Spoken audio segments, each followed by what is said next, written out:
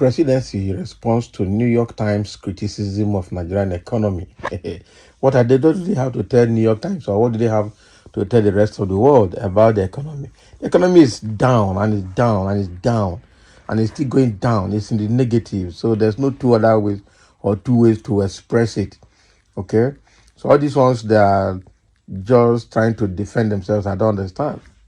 Let me say exactly what New York Times said and what Nigerian government is trying to say in reply, or rather in response. The presidency has responded to a New York Times article criticizing the Nigerian economy as facing its worst trajectory in a generation. Exactly. Our economy is facing its worst trajectory in a generation, a very long time. That is it. Special advisor to the President on Information and Strategy, Onanuga, reacted on Sunday to the report by Ruth McLean and Ishmael Awal. So the New York Times article titled "Nigerian Confronts Its Worst Economic Crisis in a Generation," published on June 11, was described by Onanuga as reflecting the typical predetermined reductionist, derogatory and denigrating way foreign media establishments report on African countries. Can you imagine? Now they won't put them. Is it a lie? So he stated that the government needed to clarify misconceptions conveyed by the report regarding the economic policies of President Bola Tinubu's administration, which came into power in late May 2023. So Onanuga criticized the article for painting a dire picture of the experiences of some Nigerians amid the inflammatory spiral of the last year, attributing the blame solely to the new administration's policies. Of course, now it's the new administration policy, because the new administration policy is what threw Nigeria into its worst trajectory. Buhari's government was bad, economy was bad, but it wasn't as bad as this. It was, in fact, people wish we could have stayed back in Buhari's era than what we have now.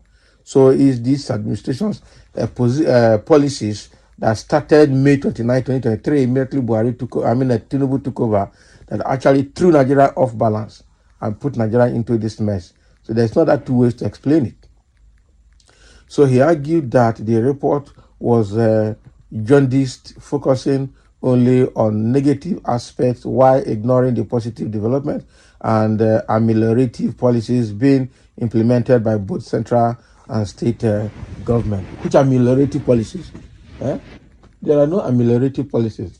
Which are the ameliorative policies did they implement all the while? Palliatives that Nigerians could not see, or student loans and grants that have not been given, or what? Nothing. So he emphasized that Tinubu did not create the economic problems Nigeria faces today, but inherited them. You are a liar. The policies that Tinubu took actually threw Nigeria into what it is today. What was Nigerian exchange rate when Buhari was there? Even though Buhari is indicted for having, sold out our crude in credit for the next 5 years or 10 years or thereabout, we'll not be producing, but we'll not be getting money. We don't even know whether it is true. As a respected economist in our country once put it, Tinubu inherited a dead economy. The economy was bleeding and needed quick surgery to avoid being plunged into the abyss, as happened in Zimbabwe and Venezuela, Onanuga noted. So he explained that Nigeria had maintained a fuel subsidy regime that consumed $84.39 billion between 2005 and 2022, despite significant infrastructural deficit and a need for better social services. Can you imagine? So Onanuga also pointed out that the state oil firm NNPCL had accumulated trillions of naira in debt due to unsustainable subsidy payment. So he explained that the previous government had planned to spend 97% of revenue servicing debt, with little left for recurrent or capital expenditure, and had resorted to massive borrowing to cover costs. So he said after some months of the storm, with the naira sliding as low as 1,900 to the US dollar, some stability is being restored, though there remain some challenges. So the exchange rate is now below 1,005 to $1, and there are prospects that the naira could regain its muscle and appreciate to between 1,000 and 1,200 before the end of the year.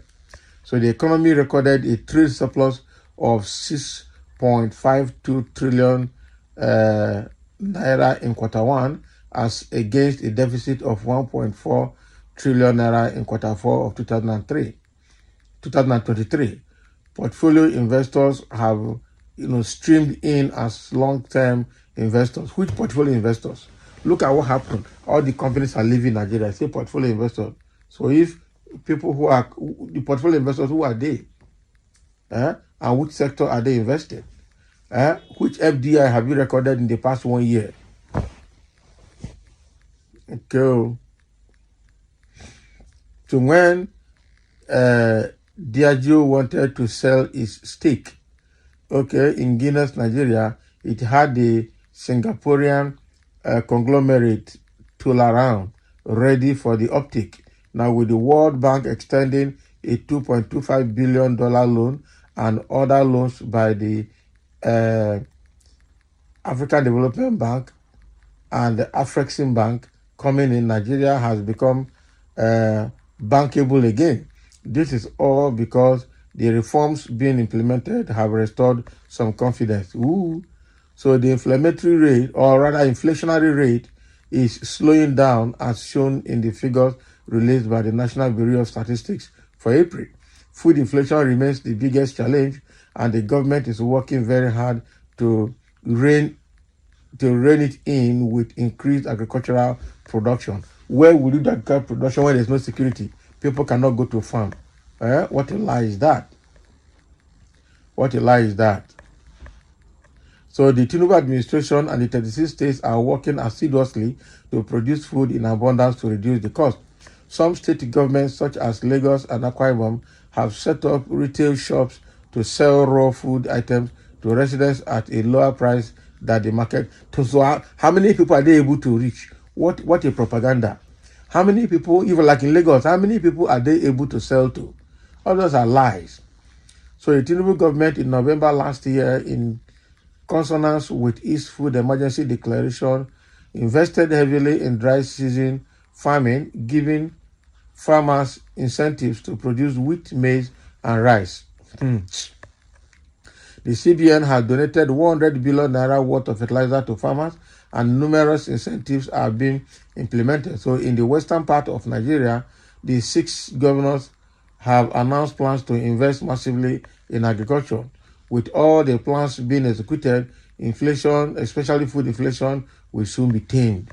Nigeria is not the only country in the world facing a rising cost of living crisis.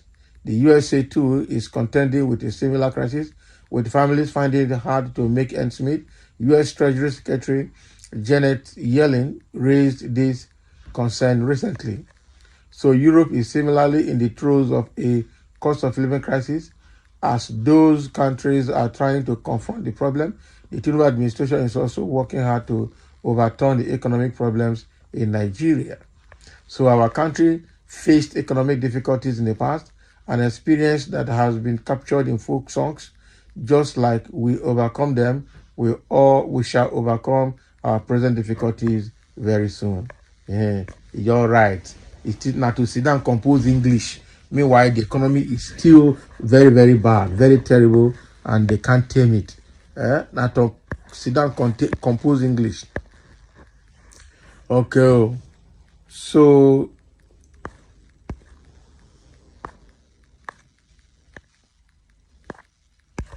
yeah, so that is what Onanuga is saying. That one New York Times said that Nigeria is facing its worst economic trajectory in a generation. That Onanuga is trying to say is a lie. But people are suffering. If you think before those people came out to write that article in New York Times that it is a joke, or they didn't do their fact checking, or they didn't find out everything, or they didn't see your economic indices to use, Why are you trying now to come and say it is not true? Well, that is their job to defend what they know, even when they know that what they're defending is not correct. So thank you for listening. Let's have your comment. That was Onanuga's response to New York Times article on behalf of Tinubu and the federal government, where that is federal government version. That is not the citizens of Nigerian version. That is it.